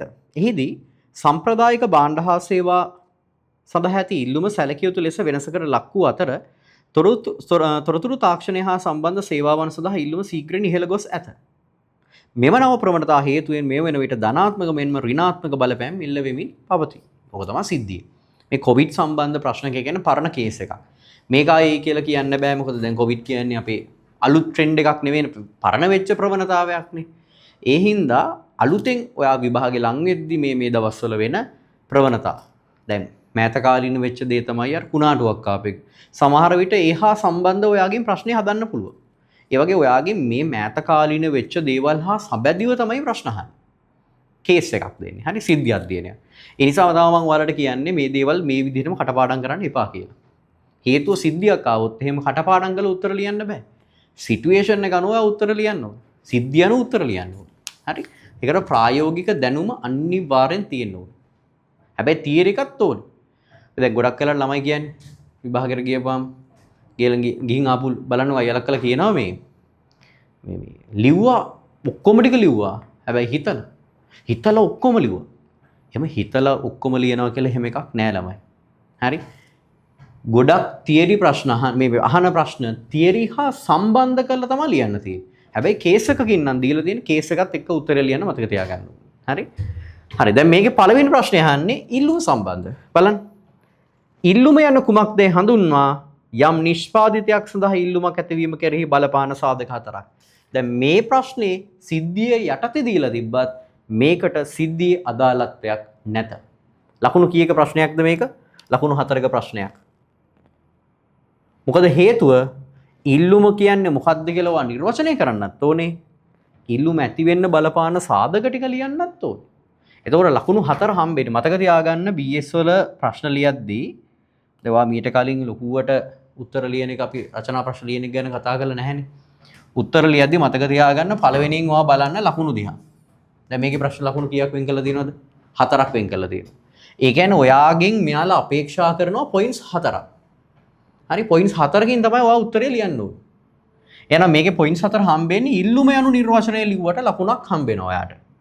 ඉල්ලුම කෙරෙහි බලපාන සාධක 4ක් ලිව්වොත් එහෙම ඉතුරු ලකුණු ටික හම්බෙනවා. මේක නම් මෙහෙමයි. දැන් මෙතන කාරණා 4ක් වගේ අහන සාධක 4ක් අහනවනේ. ඒ නිසා මේකේ ලකුණු හම්බෙන්නේ මෙහෙමයි. ඉල්ලුම නිර්වචනයේට ලකුණු 2ක් හම්බෙනවා. ඉල්ලුම තීරණය වීම කෙරෙහි බලපාන සාධක 4ක් ලිව්වොත් ඔයාට ලකුණු 2ක් හම්බෙනවා. ඒ කියන්නේ එක කරුණකට හම්බෙන්නේ 0.5යි. කරුණු 4ම ලිව්වොත් තමයි ඔයාට ලකුණු 2ක් හම්බෙන්නේ. හරි. අපි බලමු මේක හා සම්බන්ධව තියෙන මම මාකින් එකක් මේ විදිහට මෙතනම ගත්ත හේතු ඔයාට අදහසක් ගන්න මේ තමයි උත්තරේ මාකින් එක. බලන්න මාකින් එක මොකද්ද කියන්නේ? පළවෙනියෙන් දීලා තියෙනවා මේකේ පැහැදිලිව ඔයාලට ඉල්ලුම නිර්වචනය. මතක ඇති ඉල්ලුම නිර්වචනය කරද්දී මම කව වචන තුනක් මතක තියාගන්න කියලා. උවමනාව නැත්තම් කැමැත්ත, ක්‍රය ශක්තිය සහ ඕන නම් අපිට ඉකෝන් වල එන වචන තුනක් අපි කතා කරා ප්‍රධාන වශයෙන්. බිස්නස් ස්ටඩීස් වල ගත්තොත් එහෙම බිස්නස් වල අපි කතා කරලා තියෙන්නේ වචන දෙකයි. ඒ වචන දෙක හා සම්බන්ධ කරලා තමයි කියන්නේ කිව්වේ තමයි මේ උවමනාවයි නැත්නම් කැමැත්තයි ක්‍රය ශක්තියයි. ඉකෝන් ළමයි නම් ඉගෙනගෙන නැති ඔයාලා සැලැස්ම. ඔය තුන. හරි. බලන්න. අවශ්‍යතාවයක් ඉටු කර ගැනීම සඳහා උවමනාව. ඔන්න පළවෙනි වචනේ ආවා. උවමනාව. සහ එම අවශ්‍යතාව ඉටු කර ගැනීමට නිෂ්පාදිතයක් මිලදී ගැනීමට ඇති හැකියාව. ක්‍රය ශක්තිය. ඔන්න වචන දෙක තමයි මතක තියාගන්න කිව්වේ. උවමනාවත් එක්ක ක්‍රය ශක්තිය එකතු වුනහම අන්න ඒකට කිව්ව අපි ඉල්ලුම. ඔයා කඩේට ගිහින් භාණ්ඩයක් ගන්නේ ඔයාට එකක් ඒක ඔයා එකට කැමති වෙන්න ඕන. දෙවෙනි එක තමයි ඒක ගන්න ඔයා ගාව මොනවද? සල්ලි තියෙන්න ඕන. ඒකයි ඔය කියන්නේ අවශ්‍යතාවයක් ඉටු කර ගැනීම සඳහා උවමනා සහ එම අවශ්‍යතාව ඉටු කර ගැනීමට නිෂ්පාදිතයක් මිලදී ගැනීමට තියෙන හැකියාව නිසා ඇතිවන තත්ත්වයේ ඉල්ලුම නම් වේ. තව නිර්වචනයක් මෙතන දැම්මා මම. මිලට ගැනීමට ඇති හැකියාව හා බැඳුණු උවමනාව. මිලට ගැනීමට තියෙන හැකියාව හා බැඳුණු උවමනාව ඉල්ලුම නම් වේ. මේක ලියනවට ලකුණු කීයක් හම්බෙනවද? ලකුණු දෙක. බලන්න වගේ ලකුණු දෙකක් තියෙනවද කියලා. මේ උත්තරේ තියෙනවා ලකුණු දෙකක් දාගන්න. ඊළඟට දැන් මේකේ දෙවෙනි කොටස ඉල්ලුමක් තීරණය වෙන්න බලපාන සාධක 4ක් ලියන්න කියලා තියෙනවා. අපි දන්නේ 2යිනේ සාධක. ඉකෝන් කරන ළමයි නම් සාධක 3ක් දන්නවා. හැබැයි අපෙන් 4ක් අහනවා. බලන්න. මෙහෙම හිතන්නකෝ ළමයි. ඔයා කඩේකට යනවා මොන හරි දෙයක් ගන්න. නැත්නම් ඔයා කඩේකට යන්න බලපාන හේතු. ඔයා මොන හරි භාණ්ඩයක් ගන්න කඩේකට යන්න හේතු වෙන්නේ මොනවද? එකක් තමයි ඔයා ඒකට කැමති වෙන්න ඕන. අනිත් එක තමයි ඔයා ගාව සල්ලි තියෙන්න ඕන. අනිත් එක තමයි ඔයාට ඒක මිලට ගන්න සූදානමක් නැත්නම් අපි ඔකට කියනවා සැලැස්මක්. සැලැස්මක් කියලා කියන්නේ දැන් ඔයා කඩේට යනකොට දැන් හිතන්නකෝ මෙහෙම. ඔයා ගන්න යන්නේ චොක්ලට්ස් ගන්න යන්නේ. ඔයා දැනගෙන ඉන්න ඕනේ චොක්ලට් එකේ මිල කීයද? ඔයා ඒ මිල යටතේ චොක්ලට් කීයක් ගන්නවද? ඔයා ගිහින් මුදලාලිගෙන් ඉල්ලන්නේ ප්ලෑන් එකක් තිබ්බොත් නේ.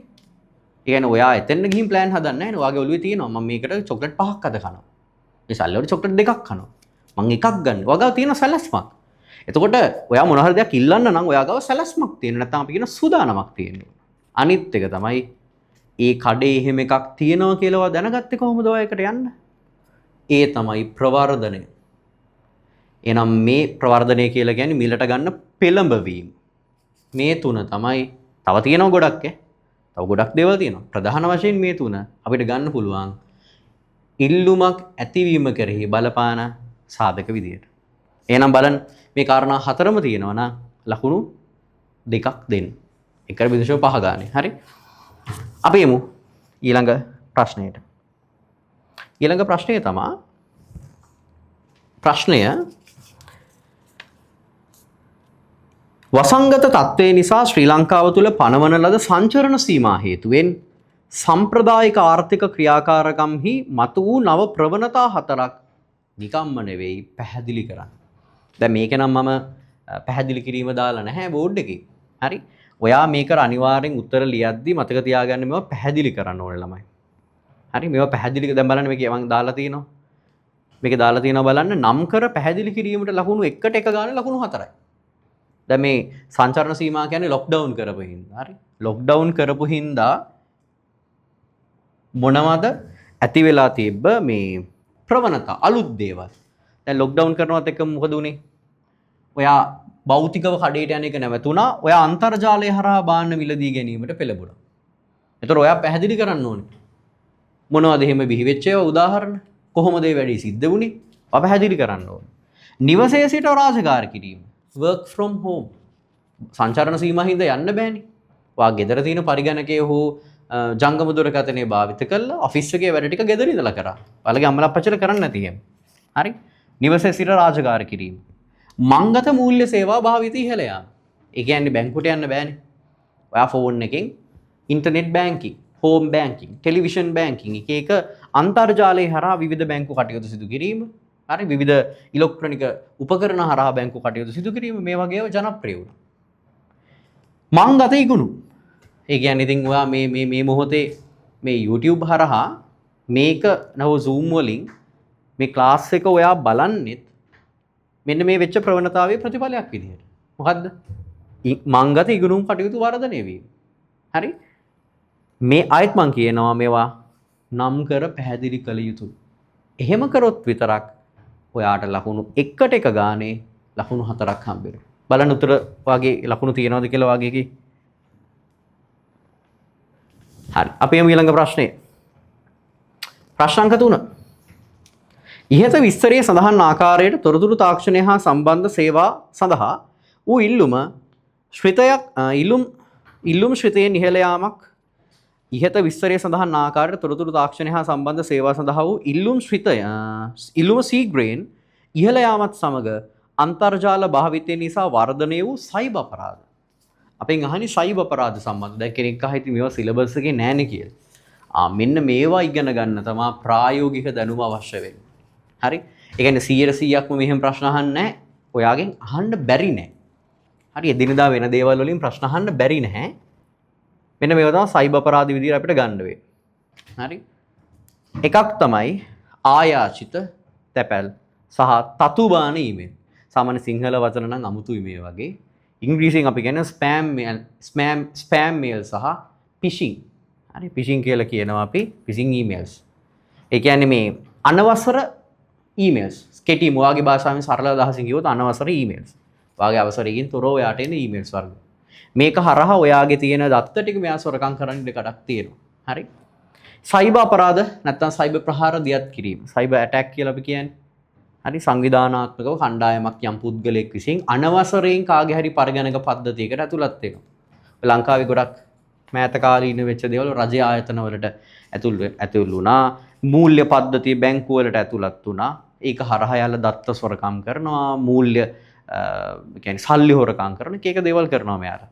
හරි? එහෙම කරන ඒවා සහ ව්‍යාජ වෙබ් අඩවි සහ ජංගම යෙදුම් හරහා ව්‍යාපාරවල සහ පුද්ගලයන්ගේ සංවේදී මූල්‍ය තොරතුරු සොරකම් කිරීම.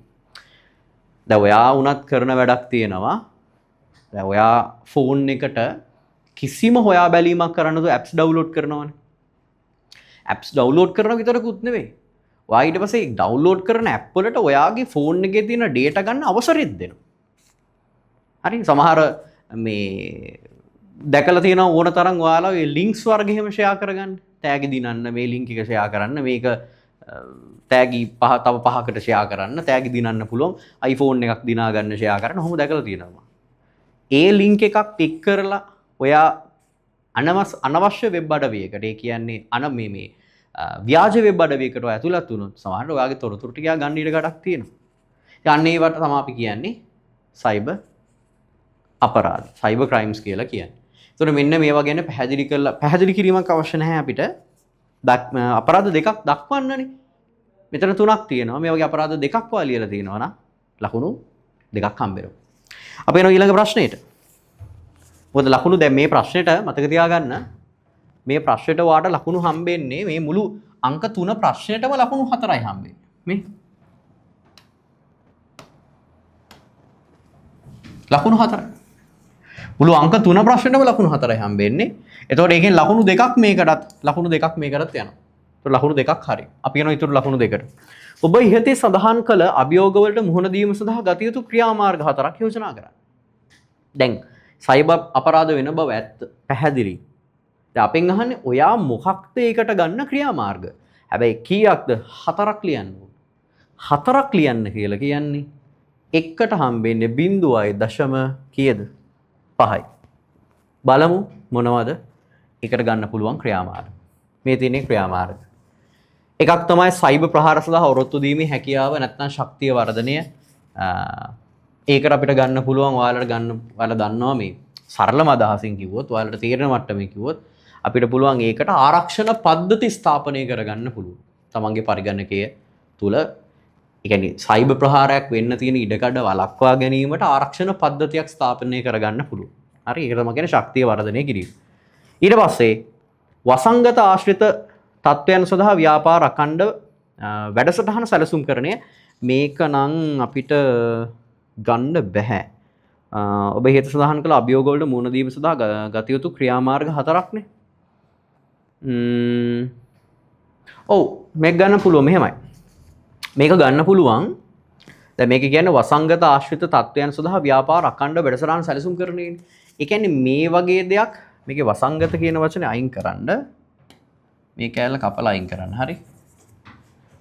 මේ සයිබර් ප්‍රහාර ආශ්‍රිත තත්ත්වයන් සඳහා ව්‍යාපාර අඛණ්ඩව සැලසුම් කරන වැඩසටහන් කරන්න ඕනේ. ඒ කියන්නේ මෙහෙම දෙයක් නැවත දැන් හිතන්න ඔයාගේ ආයතන එහෙම දෙයක් වෙනවා කියලා. ඔයා දන්න කෙනෙකුට වුණා කියලා.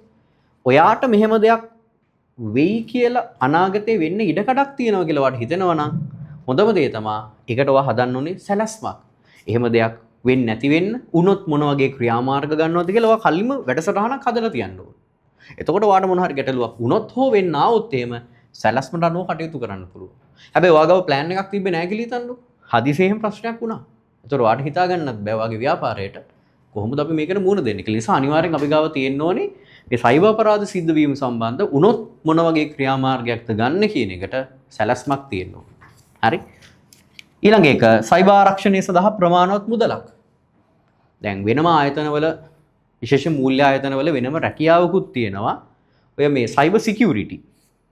හරි පරිගණක ආරක්ෂණය සම්බන්ධ වෙනම කණ්ඩායමක් ඉන්නවා. වෙනම ඩිපාර්ට්මන්ට් එක අංශයක් ඒක. ඒතකොට වෙනම රැකියා ටිකක් හදලා හරි එයාලට ලොකු වැටුපක් ගෙවලා එයාලට වෙනම පරිගණක පද්ධති ලබා දීලා මුදල් වෙන් කරලා දීලා දෙනවා අපේ ආරක්ෂාව සඳහා. හරි. සාන්ති මේක හොඳම දේ පරිශීලකයා දැනුවත් කිරීම. ඒ කියන්නේ පරිශීලකයව දැනුවත් කරලා තියෙනවා. උදාහරණයක් මේ හිතන්නකෝ. ඔයාගේ Facebook account එක වෙන කෙනෙක් අතරපත් වෙන්න පුළුවන්. ඔයාගේ තොරතුරු ටික ගන්න පුළුවන්. හොඳම දේ තමයි Facebook පරිශීලකයන් දැනුවත් කරලා තියෙනවා මෙන්න මේ වගේ දේවල් වැරදි කරන්න එපා. මෙන්න මෙහෙම links આવුත් click කරන්න එපා. මේ වගේ apps download කරන්න එපා. ඒක කලින් දැනුවත් කරලා තිබ්බහම ඒ අපරාධ වෙන්නේ නැත්නම් ඒ තොරතුරු වෙන කෙනෙක් අතරපත් වෙන්න තියෙන ඉඩකඩ අඩු වෙනවා. හරි.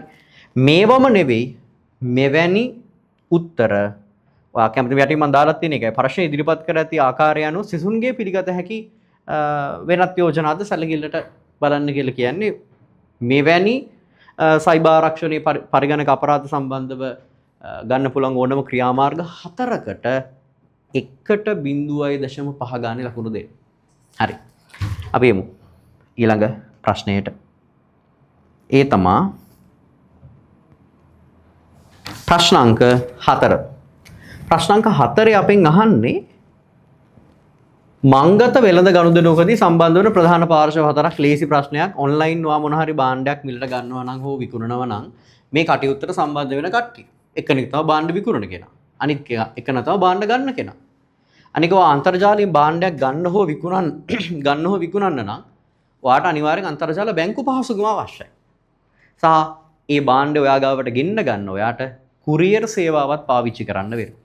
එහෙනම් ගැනුම්කරු, විකුණුම්කරු, විද්‍යුත් මුදල් ගෙවීමට අදාළ මූල්‍ය ආයතනය සහ කුරියර් ආයතනය මේකෙත් පැහැදිලි කරන්න නැහැ. 4ක් සඳහන් කරන්න. සඳහන් කරන්න කියද්දි පැහැදිලි කරන්න අවශ්‍ය නැහැ. ඔය වචනේත් වැදගත් තර්ක කරන්න, විස්තර කරන්න, පහදන්න. මේ වගේ වචන තිබොත් ටිකක් ලියන්න වෙනවා ඔයාට. හැබැයි දක්වන්න, හරි? සඳහන් කරන්න වගේ අදහසින් ඔයාගෙන් ප්‍රශ්න අහලා තිබොත් විස්තර කරන්න අවශ්‍ය නැහැ ළමයි. නිකන් ලිව්වොත් ඇති. හරි? ඊළඟ ප්‍රශ්නයට අපි යමු. ප්‍රශ්නේ තමයි එකම දෙවෙනි එක. හරි පාර්ශව 4ම තියෙනවා නම් ලකුණු 2යි කලින් එකේ. සංචාර සීමා පවතින කාලවක වාහනවලදී ව්‍යාපාර ආයතන තම නිෂ්පාදිත ගනුදෙනුකරු වෙත ගෙන ගොස් බාර දීම සිදු කරන ලදී. ඒ කියන්නේ ගෙදෙට්ටම ගිහින් දීලා තියෙනවලු. එම ප්‍රවාහන කටයුතු වලදී ගෝලීය තැන්සෙවුම් පද්ධතිය. එහෙම කිව්වට ඔයා දන්නේ නැහැ. ඔයා දන්නේ GPS කිව්වොත්. හරි? ඔය GPS භාවිත කිරීම තුලින් අත්වන වාසි 4ක් පෙන්වා දෙන්න. ඔයා GPS පාවිච්චි කරොත් මොන වගේ වාසිද ඔයාගේ බිස්නස් එකට අත් වෙන්නේ? ඒ කියන්නේ ඔයාගේ නිෂ්පාදිත ටික පාරිභෝගිකයා ගාවට අරගෙන යන්න ඔයා GPS තාක්ෂණය පාවිච්චි කරනවා. පාවිච්චි කරොත් ඔයාට හම්බෙන වාසි වෙන වාසි ටික තියෙනවා. මේකේ කාරණා කීයක්ද වගේ අහන්නේ? වාසි 4ක්. බලමු. 1 මොනවද දීලා තියෙන්නේ? යා යුතු ස්ථානයට ඇති දුර සහ ඒ සඳහා ගතවන කාලය. දැන් ඔයා ගිහින් තියෙනවනේ GPS පාවිච්චි කරලා හරි Google Map හරි මොනවා හරි ඇප් එකක් කරා GPS පාවිච්චි කරලා ඔය හරි ගමනක් ගිහින් ඇති. ඔයාට යන්න ඕන කරන දුර අදාළ කරන තැන දුන්නාම කොච්චර කිලෝමීටර් ප්‍රමාණයක් තියෙනවද? කොච්චර වෙලාවක් යනවද? පයින් ගියොත් කොච්චර වෙලාවක් යනවද? බයික් එකක ගියොත් කොච්චර වෙලාවක් යනවද? හරි බස් එකක ගියොත් කොච්චර වෙලාවක් යනවද? ඔයාට කල් තියා දැනගන්න පුළුවන්. ඊට පස්සේ ගමනාන්තය වෙත ළඟා විය හැකි කිටිම මාර්ගය. සමහර වෙලාවට ඔයාට දැකලා ඇති අර විකල්ප පාරවල් කීපයක් පෙන්වනවා. ඒ කීපයක් පෙන්නලා ඔයාගෙන් අහන්න පුළුවන් මේ වාගෙන් ඔයාට බලන්න පුළුවන් කෙටිම මාර්ගය මොකද්ද? වේගෙන් යන්න පුළුවන් පාර මොකද්ද? හරි? ඒ යන පාරේ සල්ලි ගන්නවද නැද්ද? ඒ කියන්නේ දැන් හිතන්න ඔයා යන ඒ අදාළ කරන තැනට යනකොට හයිවේ එක හරහා යන්න තියෙනවා කියලා. එතකොට අදාළ කරන මෘදුකාංගය හරහා ඔයාට කියන්නේ සොෆ්ට්වෙයාර් එකකින් ඔයාට කියන්න පුළුවන් මේක ගියොත් ඔයාට ගාස්තුවක් ගෙවන්න වෙනවා. අනිත් පාර ගියොත් ඔයාට නිකන් යන්න පුළුවන්, ෆ්‍රී යන්න පුළුවන්. ඒකත් එයාලා අපිට රෙකමන්ඩ් කරනවා. ට්‍රැෆික් තිබ්බොත් ඒකත් කියනවා.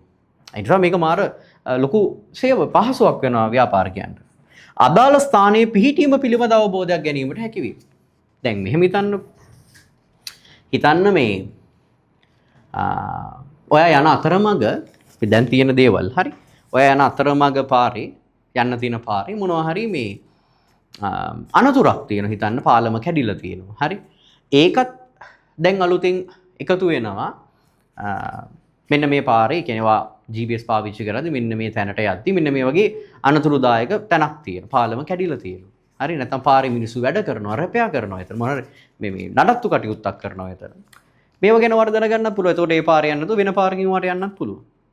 සහ ඔයාට යන්න තියෙන අදාළ කරන තැන කඳු කර තැනක්ද නැත්නම් මොන වගේ ස්වභාවයක් තියෙන තැනක්ද කියන එක ඔයාට බලන්න පුළුවන්. අන්තිම එක අදාළ ස්ථානය වෙත යාමේදී ඒ සඳහා ළඟා වීමට එක එක අයගෙන් අපි පාරවල් අහනවනේ. මේ අරහෙට යන්නේ කොහොමද? ඒ පාරේ ඉන්න හැමෝගෙම නවත්ත අහනවා එක එක එක ඒවා කියනවා. එතකොට අපි සමහර විට මේ මගක් ගිහින් ආයෙ හරවගෙන වෙන පාර කියනවා.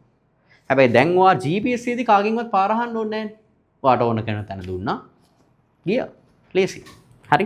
ඔය තමයි ඔයාට හම්බ වෙන වාසි ටික. එකට භාගේ ගානේ ලකුණු 2ක් හම්බ වෙනවා. අපි යමු ඊළඟ ප්‍රශ්නයට.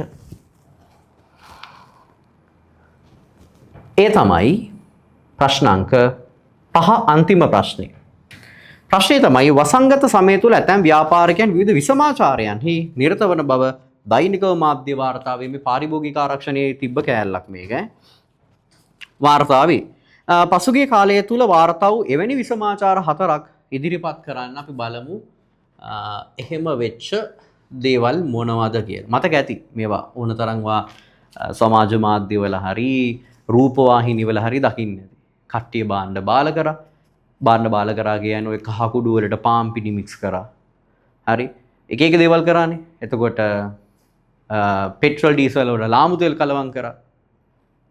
ඊට පස්සේ සමහර අය බාණ්ඩ හැංගුවා. වැඩි මිලට බාණ්ඩ වික්කා.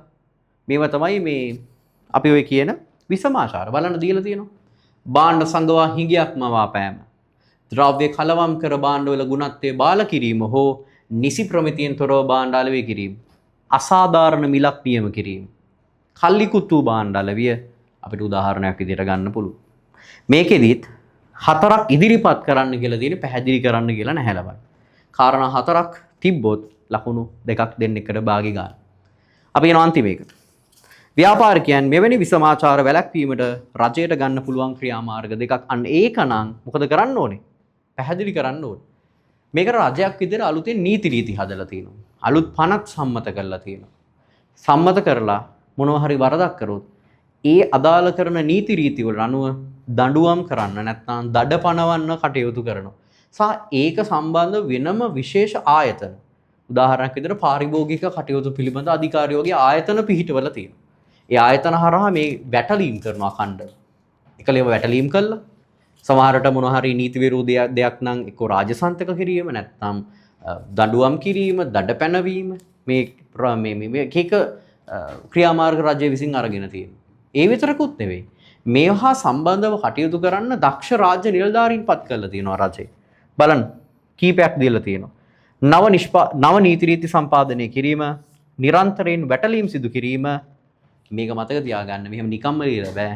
මේක පැහැදිලි කරන්නත් ඕනේ. එහෙම පැහැදිලි කරලා තිබ්බොත් එකකට එක ගානේ ලකුණු දෙකක් හම්බ වෙනවා. දැන් පැහැදිලි කරනවා කියලා කියද්දි මෙන්න මෙහෙම හිතන්නකෝ. නිරන්තරයෙන් වැටලීම් සිදු කිරීම. දැන් මේක පැහැදිලි කරන්නේ කොහොමද?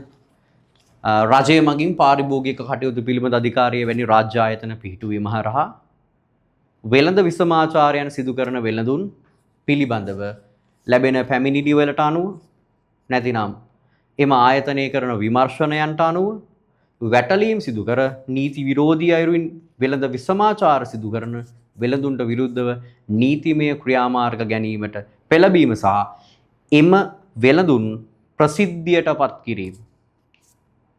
ඔය තමයි පැහැදිලි කිරීම. ඒ වගේ කෙටි පැහැදිලි කිරීමක් ලියලා තියෙනවා නම් තමයි වාට ලකුණු හම්බෙන්නේ. ඔය තමයි අපිට paper number 1 කියන එකේ මේක ඇත්තටම live class එකක් කරන්න හිටියට අපිට කරන්න බැරි වුණා. අපි දෙවෙනි paper එකේ ඉඳන් live class එකකින් යන් මේක recording එකක්. හරි. ඒ නිසා live class එකේ ඊළඟ paper එකේ ඉඳලා අපි live discuss කරන ගමන් සාකච්ඡා කරන ගමන් වැඩ ටික ඉස්සරහට අදගෙන යන් කරගෙන යන් අපි එනම් paper number 2 එකකින් හම්බෙමු. හැමෝටම ජය වේවා.